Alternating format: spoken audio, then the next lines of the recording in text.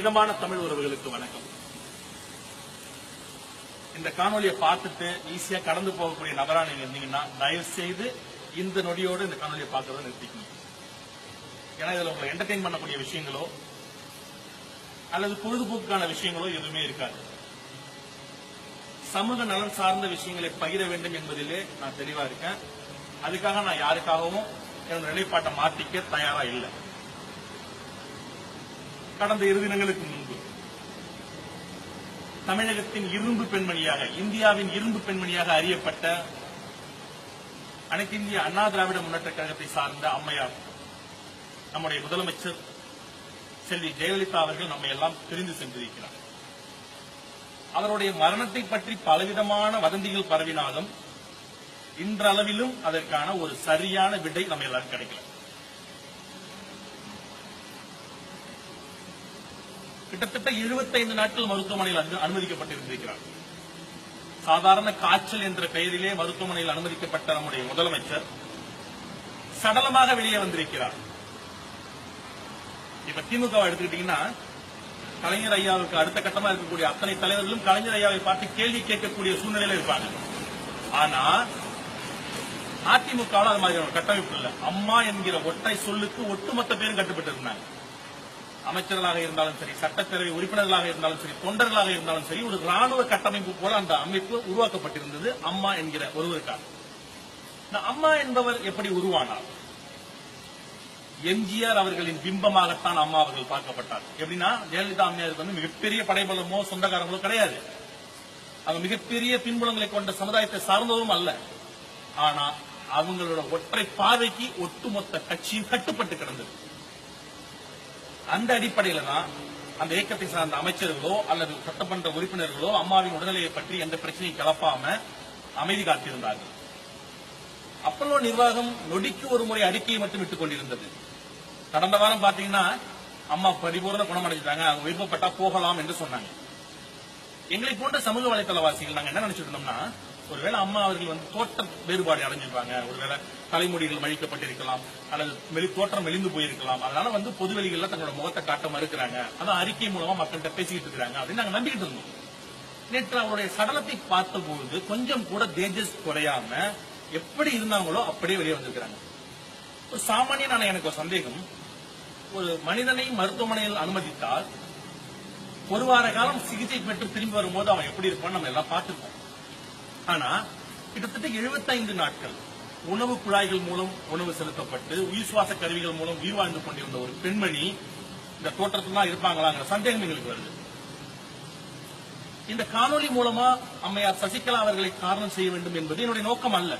ஆனா சசிகலா அம்மையாரையும் தாண்டி ஏதாவது ஒரு சக்தி அவங்களோட மரணத்துல இருக்கா அப்படிங்கிறதுதான் எங்களோட நிலைப்பாடு. சில பேர் நினைக்கலாம், சசிகலா அம்மையார் நாங்க சாதிய ரீதியில வந்து கார்னர் பண்றோம். அப்படி நாங்க நினைச்சிருந்தோம்னா OPS ஐயா அவர்களை, பன்னீர்செல்வம் ஐயா அவர்களை முதல்வராக ஏற்றுக்கொண்டிருக்க மாட்டோம். ஒரு தமிழன் முதலமைச்சராக தமிழ்நாட்டுக்கு பொறுப்பேற்றிருக்கிறார், மகிழ்ச்சி அடைந்திருக்கிறோம். அவருக்கு நாங்கள் வாழ்த்து செய்திகளை பகிர்ந்திருக்கிறோம். அதே சமயத்தில் அம்மையாருடைய மரணத்தை பற்றி தெரிந்து கொள்வதிலும் ஆர்வமாக இருக்கிறோம்.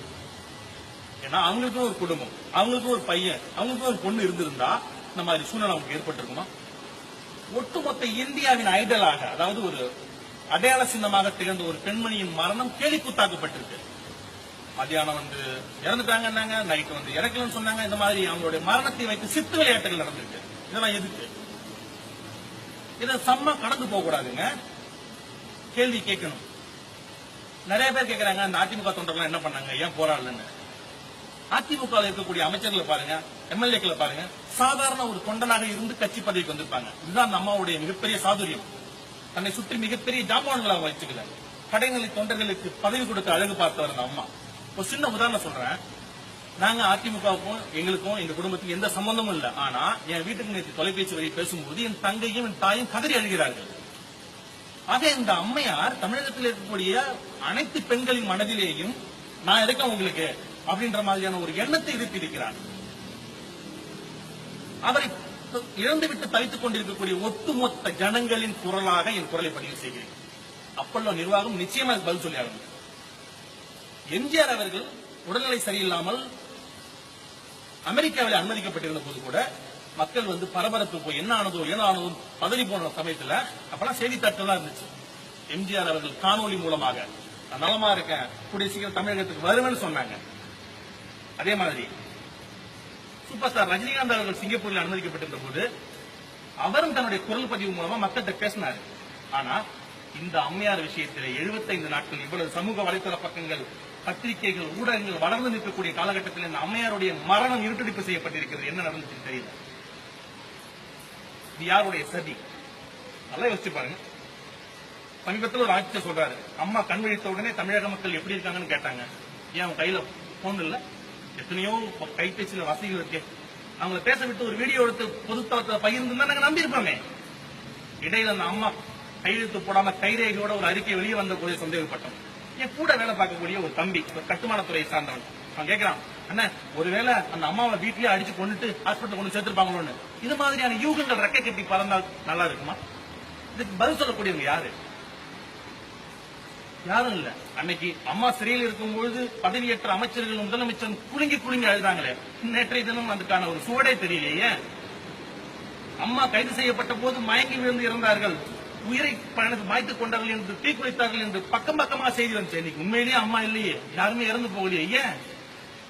ஆக அம்மாவை சுற்றி ஒரு மாயை உருவாகி இருந்திருக்கிறது.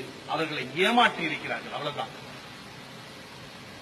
நான் இந்த காணொலி பேசுறதால எனக்கு எந்த விதமான நல்ல எனக்கு வந்து பெனிஃபிட்டும் கிடையாது. ஏன்னு கேட்டீங்கன்னா, அம்மா இருந்து நான் பேசினா அம்மாவோட எனக்கு காரியமாக இருக்கலாம். ஆனா அம்மா இறந்த பிறகு பேசுறோம் பாத்தீங்களா, அம்மாவை கொள்கை ரீதியாக மட்டுமே எதிர்த்திருக்கிறோம், அவரோட நடவடிக்கைகளை மட்டுமே எதிர்த்திருக்கிறோம். ஆனா அம்மா என்கிற தனி மனுஷி நல்லா இருக்கணும்னு ஆசைப்பட்டவங்க நாங்க. சமூக வலைத்தளவாசிகள் எல்லோரும் அம்மாவை சில சமயத்தில் தூற்றி இருக்கலாம், அவருடைய கொள்கைகளை மட்டும்தான் தூற்றி இருக்கும். அம்மாவை ஒரு பொழுதும் நாங்க தூற்றியதில்லை. நம்ம சொந்தக்கார பெண்மணி ஒருத்தர் இறந்து போனதுக்கு அப்புறம் எப்படி நம்ம மனநிலைமை இருக்கோ அப்படித்தான் நாங்க ஃபீல் பண்றோம். அம்மாவுக்கான குரலாத்தான், அவங்களுக்கு பிள்ளைகள் கிடையாது, ஆனா இணையத்தில் இருக்கக்கூடிய லட்சோபலட்சம் பிள்ளைகளின் குரலாக என்னுடைய குரலை நான் பதிவு செய்யறேன். இதுக்கு நிறைய ஆதரவு தாங்க. கேள்விகள் கேட்டுக்கொண்டே இருக்கும். கேள்வி கேட்கலன்னா நம்மளை சடலமாக்கிட்டு போயிடுறாங்க, சமமாக்கிட்டு போயிடுவாங்க. புரிஞ்சுக்கணும். ஒருவேளை உங்களால கேட்க முடியலன்னா இதை காணொலியை பாக்குறவங்க பகிர்ந்து ஆதரவு கொடுங்க. அதுதான் உங்கள்கிட்ட கேட்கிறேன். இது ஒரு அதிர்வலை ஏற்படுத்தட்டும். இன்னைக்கு அம்மாவுக்கு நடந்து நாளைக்கு உங்களுக்கு எனக்கும் நடக்கலாம், ஒரு சாமானியனுக்கு நடக்கலாம். அந்த மாதிரியான சூழ்நிலையை உருவாக்கக்கூடாது. தமிழனாய் ஒன்றிணைவும், கரம் கோர்த்து களமாடுவோம். நன்றியும் வணக்கங்களும். மீண்டும் சந்திப்போம்.